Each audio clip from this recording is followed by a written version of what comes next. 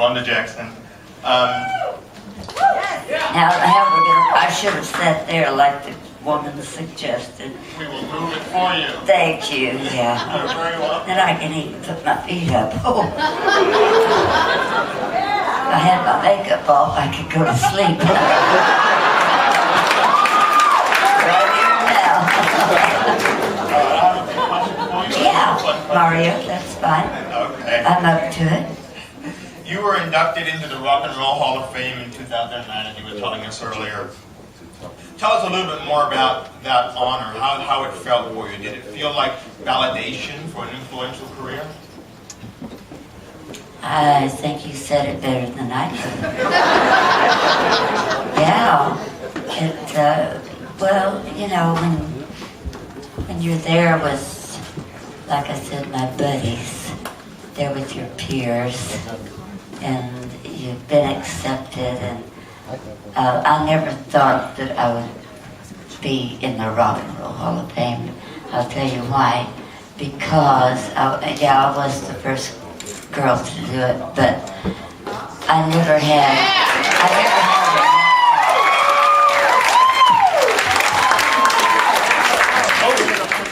had a string of #1 hits. Never even had, if you believe it or not, a #1 hit in America. So I didn't ever expect to be there.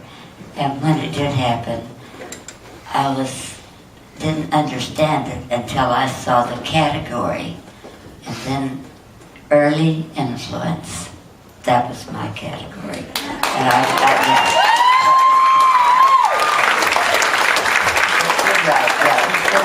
validation. During a time when women were cast off as girl singers and rock and roll was strictly a man's world, you burned a path fueled by strength, sex appeal, and raw talent that changed the course of life.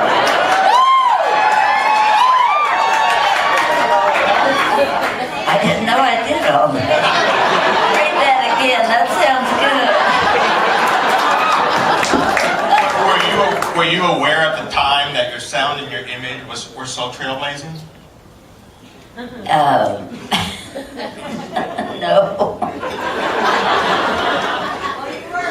I was 18. I didn't know what the heck I was doing.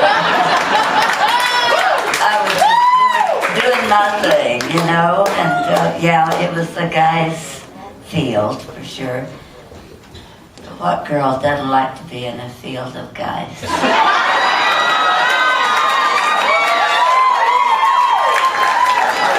Nothing wrong with that. Didn't bother me at all. Let's Have a Party has endured as your signature song. It was recorded by Elvis Presley, of course, before you. Tell us about how that song fit you best and about your relationship with Elvis. Well, I've already done that. We won't labor the point. But the song fitting me, here's the thing about that song. I was kind of naive, dumb, something. I didn't even know that he had recorded that song. Yeah. It was his second movie. Of course, I saw his first one, but somewhere along the way, I missed the second one, and I didn't hear it. I heard it from Larry and Lori Collins. Yeah, from California. And so I thought it was such a cute song, I began opening my shows with that. And so on the first album I did for Capitol Records, we had 11 songs. I needed 12. And I just couldn't think of another song, as fate would have it. And I said, well, guys, we know this one. Let's Have a Party on there. Yeah, and then two or 3 years later, it was pulled out of the album. So that's how that song came about. I don't know if Elvis even knew that I recorded it or not. Probably didn't. Let's talk a little bit about the present, especially about the return of the Queen of Rockabilly. with The Party Ain't Over. First off, tell us how you met Jack White. Well, before we go any further, this isn't a return. You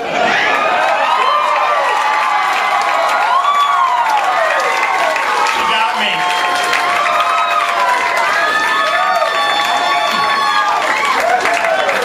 You got me good. Yeah, you can ask my family, and you can go to all the books and everything. I never stopped. But here's what's happening, especially young'uns like you. They're seeing the record, and of course Jack White, he's younger than my son, and so it's making it seem like, oh, she's back into music. No, I've just always been there. So, and what was the rest of it? How did you meet him? How did I meet him? Well, I walked up to him and I said, hello, Jack. I'm Wanda Jackson. He shook my hand. And I said, so nice. Did you see us, by the way, on Conan O'Brien? Okay, you heard Jack's. Did you hear Jack's answer to when Conan said, how did you meet Wanda? Wasn't that cute? It really threw me. He said, well, I was mowing lawns in Oklahoma. He is so crazy. But, you know, it wasn't a whole lot. Yeah, it was different than that. But he, after we worked out the business part of the contract, other people did that. Jack and I don't get into that. And we started sending songs back and forth. And when I finally met him, I was there at his complex in Nashville. He's got a record shop up front. He's got a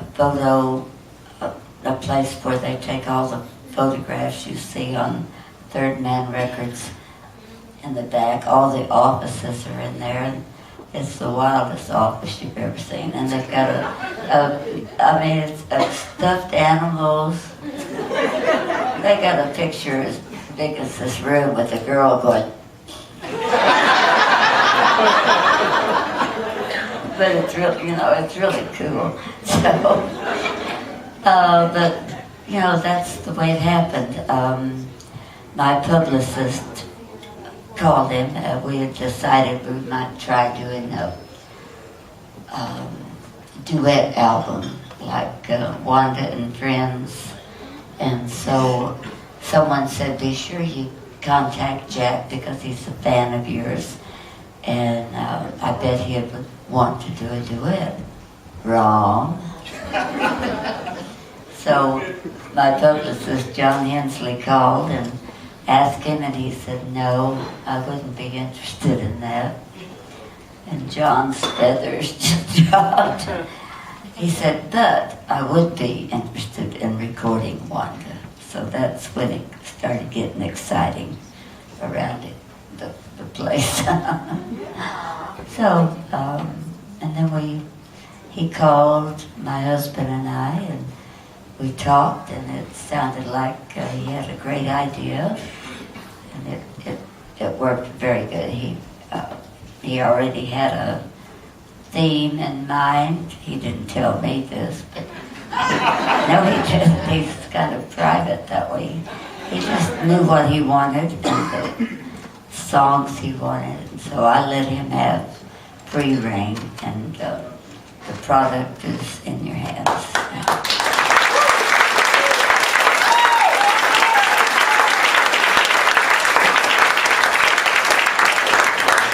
And of course, he worked with Loretta Lynn on Fabulous Family of Roses, which I'm sure most people know about that. I've heard the record.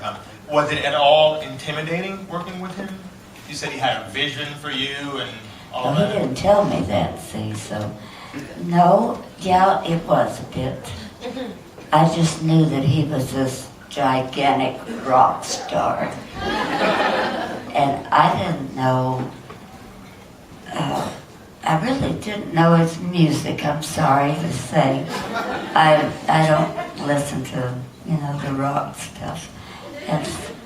And so he didn't mind, so I go ahead and tell people that. But he... Was it intimidating? Yeah, it was frightening. In fact, my husband drugged me into the studio. I was kicking my feet and screaming because I thought he's going to want me to do this wild, way out rock and roll stuff. And I thought, I can't do it. I don't want to do it. I don't like it. I'm not going to do it. And Wendell says, yes, you are. Come on.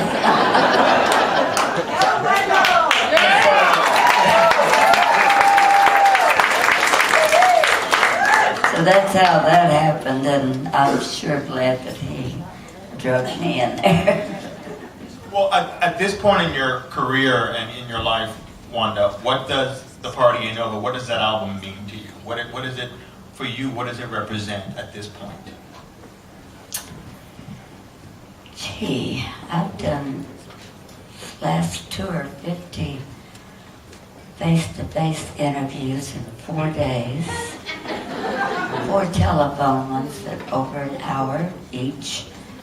That's kind of how I lost my voice to start with. And I've never been asked that question.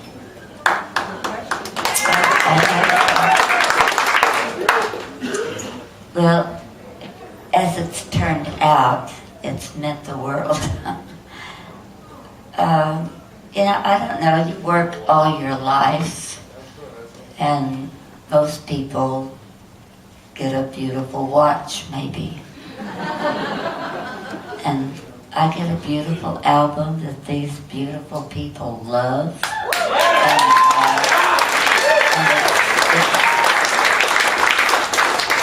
It's very touching. And it's especially fun to see my kids and my grandkids really excited over an album of mine.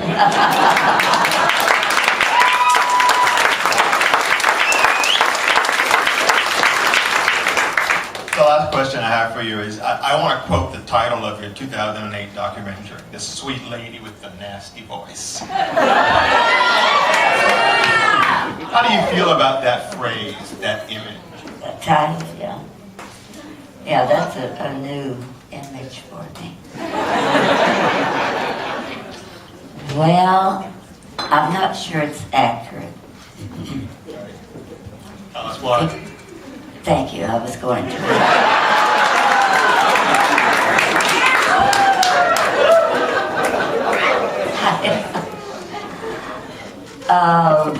I don't think it's accurate because I'm not at all sure I'm a sweet lady.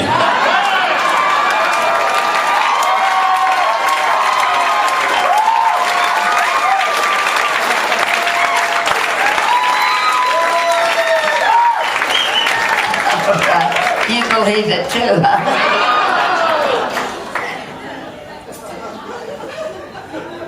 Well, that's all I have. Thank you so much for your time. Mario.